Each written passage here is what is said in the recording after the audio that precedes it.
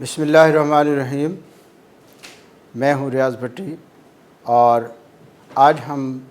بات کریں گے اہم معاملے پر، اور وہ ہے آرمی چیف کی تقرری۔ وزیر اعظم شہباز شریف نے GHQ کی بھجوائی گئی سینئر جنرلز کی لسٹ میں سے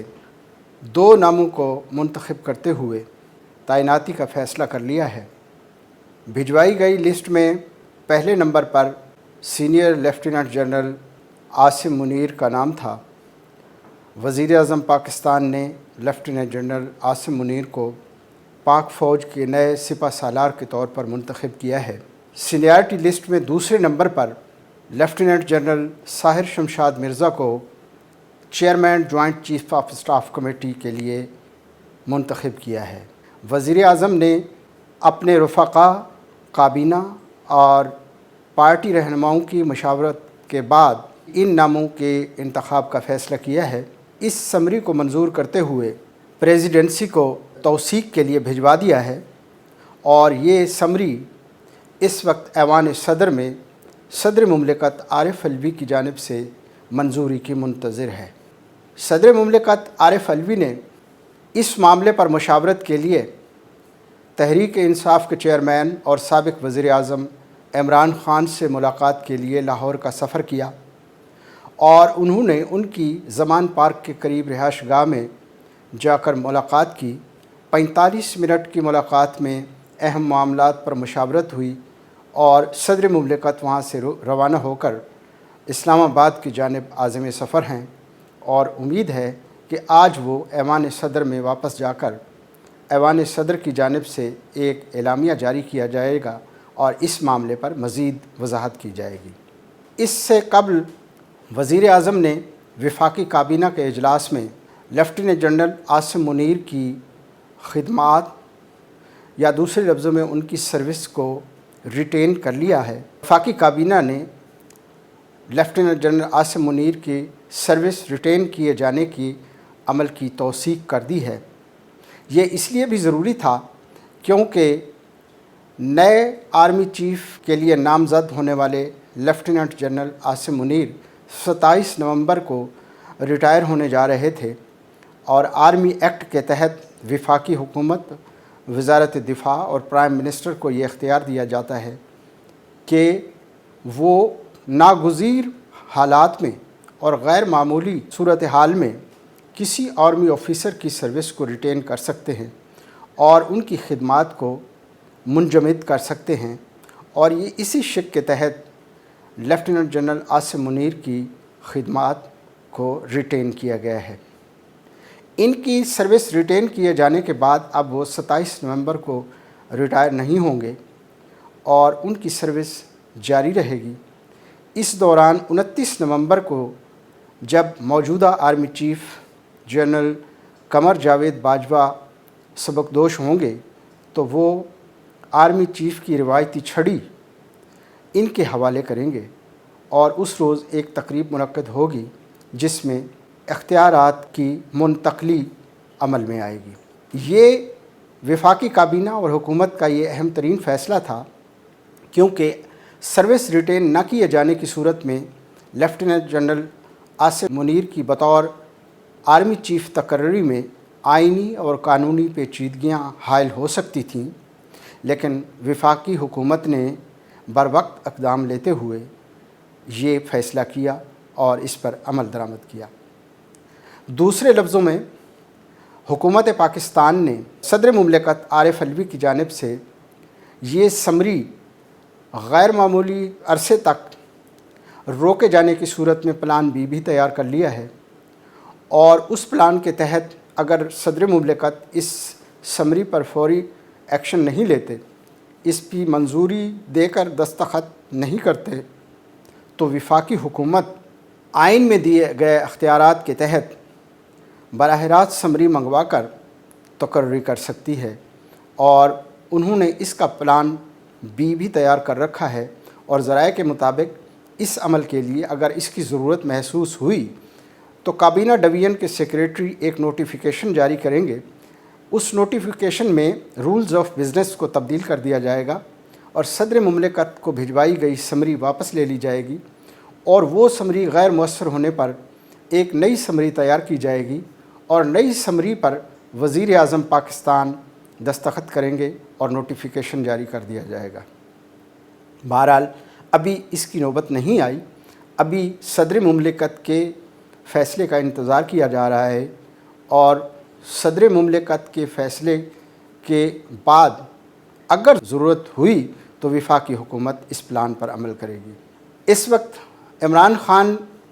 صدر مملکت کے بارے میں یہ کہہ چکے ہیں کہ جب صدر مملکت کے پاس سمری آئے گی تو وہ یقینی طور پر مجھ سے مشاورت کریں گے، کیونکہ میں پارٹی کا سربراہ ہوں اور یہ پارٹی کے سربراہ سے مشاورت کے بعد کوئی فیصلہ کریں گے۔ تو عمران خان کے اس بیان کے بعد یہ بات درست ثابت ہوئی کہ صدر مملکت پی ٹی آئی کے چیئرمین کے پاس چل کر گئے اور اس معاملے پر ان سے مشاورت کی۔ اگرچہ آئینی اور قانونی طور پر صدر مملکت کا عہدہ کسی بھی اپوزیشن لیڈر یا کسی بھی سیاسی رہنما سے مشاورت کا پابند نہیں، لیکن کہنے والے یہ کہتے ہیں کہ صدر عارف علوی اس وقت بھی پی ٹی آئی کے کارکن کا کردار ادا کر رہے ہیں، ورنہ آئینی طور پر کسی بھی سیاسی رہنما سے، خاص طور پر پی ٹی آئی اپوزیشن کے رہنما سے مشاورت کی بالکل ضرورت نہیں تھی۔ وہ از خود اس سمری پر فیصلہ کر سکتے ہیں اور اس پر دستخط کر کے آگے بھیج سکتے ہیں۔ صورتحال جو بھی ہو وہ سامنے آ جائے گی، لیکن حکومت کی طرف سے بھی پلان بی تیار ہے اور حکومت نے فیصلہ کر لیا ہے تو یہ فیصلہ نافذ الامر ہو کر رہے گا۔ بہرحال یہ بات اپنی جگہ حقیقت ہے کہ گزشتہ 6-7 مہینے کے دوران سابق وزیر اعظم عمران خان نے آرمی چیف کی تقرری کو جس طرح متنازع بنانے کی کوشش کی اور بار بار یہ کہا کہ یہ اپنی مرضی کا آرمی چیف لانا چاہتے ہیں، نواز شریف اپنی مرضی کا آرمی چیف لانا چاہتے ہیں، نواز شریف اپنی مرضی کا آرمی چیف لگوائے گا تاکہ اس کی کرپشن کے کیسز ختم کیے جائیں اور اس کی نااہلی ختم کی جائے اور وہ دوبارہ اقتدار میں آنا چاہتے ہیں۔ تو یہ بات بالکل غلط ثابت ہوئی، کیونکہ نواز شریف اور شہباز شریف کی جانب سے لندن میں جو کہا گیا تھا کہ آرمی چیف کی تقرری سینئر موسٹ جنرل کی جائے گی اور میرٹ سے ہٹ کر کسی قسم کا کوئی فیصلہ نہیں کیا جائے گا۔ موجودہ سمری کو دیکھتے ہوئے اور اس تعیناتی کے فیصلے کو دیکھتے ہوئے یہ کہا جا سکتا ہے کہ پاکستان میں پہلی مرتبہ شاید میرٹ کی بنیاد پر تقرری ہوئی ہے اور جی ایچ کیو کی بھیجی گئی سینئرٹی لسٹ میں پہلے 2 ناموں کو عہدوں کے لیے منتخب کیا گیا ہے اور ان میں سب سے پہلا نام لیفٹیننٹ جنرل عاصم منیر کا تھا۔ تو یہ بات اپنی جگہ درست ہے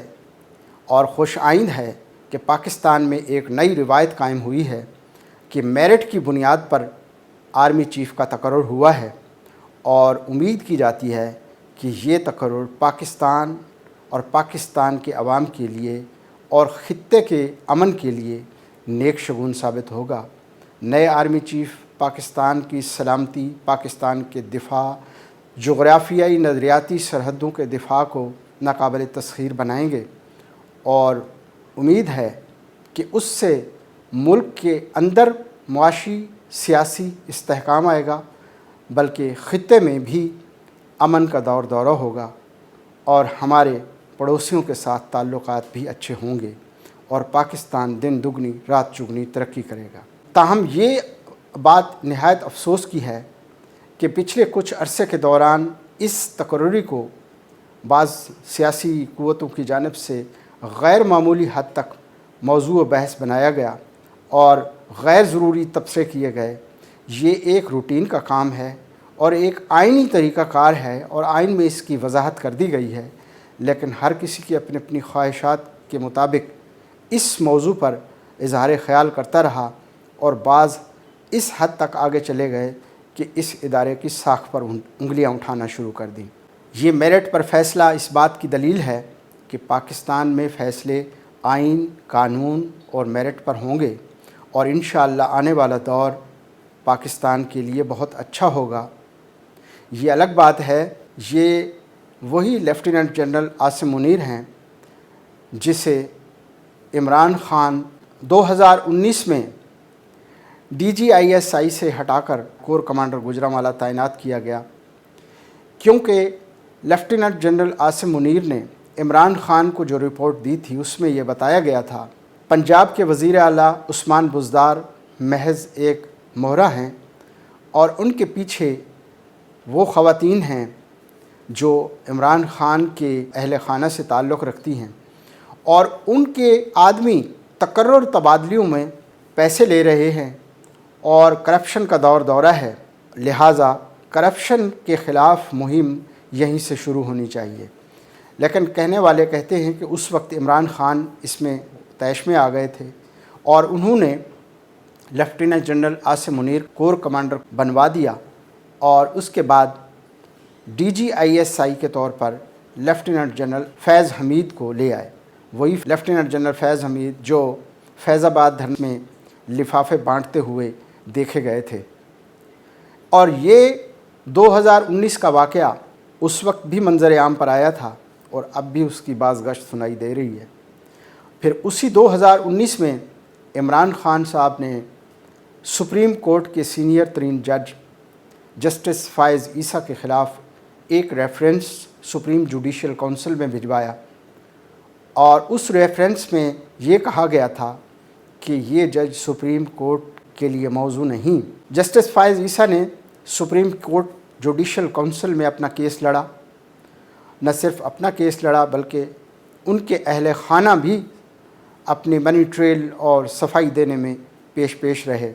یہ کسی کو معلوم نہیں تھا کہ وقت کا دھارا کس طرح تبدیل ہوتا ہے،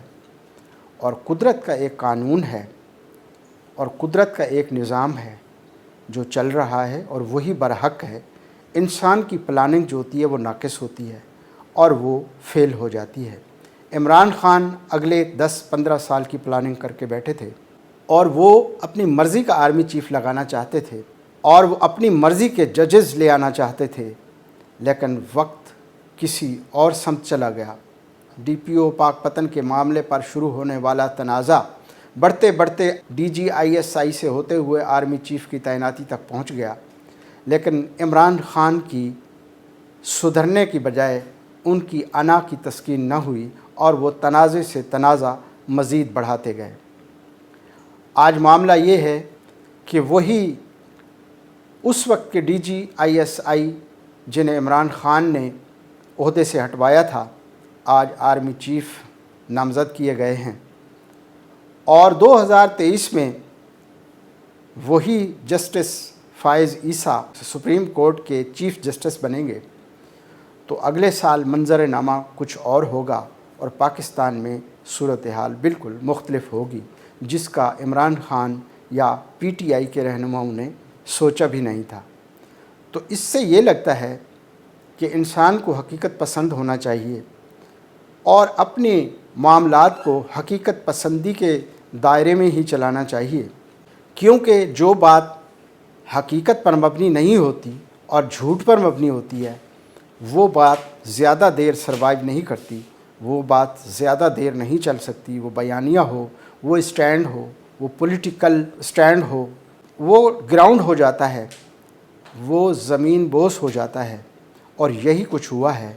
کہ ان کے جھوٹ پر مبنی بیانیے کا chief of army staff general Qamar Javed Bajwa نے بھی چٹا بٹھا کھول دیا، اور انہوں نے بھی واضح طور پر کہہ دیا کہ عمران خان کا جھوٹ کا بیانیہ ملک کو نقصان پہنچانے کے لیے تھا، اور ملک کو نقصان پہنچانے کے بعد اب وہ اس جھوٹ کے بیانے سے بھی راہ فرار اختیار کر رہے ہیں۔ تو اب دیکھنے والی بات یہی ہے، چیف آف آرمی اسٹاف کے لیے لیفٹیننٹ جنرل عاصم منیر کی تعیناتی میں صدر مملکت عارف علوی کیا کردار ادا کرتے ہیں، PTI کے رہنما اس پر کیا موقف لیتے ہیں، یہ آنے والا وقت ہی بتائے گا۔ لیکن یہ اپنی جگہ حقیقت ہے کہ لیفٹیننٹ جنرل عاصم منیر حافظ قرآن ہیں، پاکستان کی 2 بڑی انٹیلیجنس ایجنسیز کے یعنی ملٹری انٹیلیجنس اور ISI کی سربراہی کر چکے ہیں، اور انہیں پروفیشنل فوجی ہونے کا اعزاز حاصل ہے۔ ان کے پاس اعزازی شمشیر بھی ہے، اور وہ فوجی آپریشنز کا وسیع تجربہ رکھتے ہیں، وہ پاکستان کے مسائل اور پاکستان کی عوام کی امنگوں کا ادراک رکھتے ہیں۔ امید ہے کہ وہ آنے والے وقت میں پاکستان کی عسکری قیادت کرتے ہوئے ملک کی دفاع کو ناقابل تسخیر بنائیں گے۔ تو آپ بھی سوچیے گا، ہم بھی سوچتے ہیں۔ اللہ حافظ۔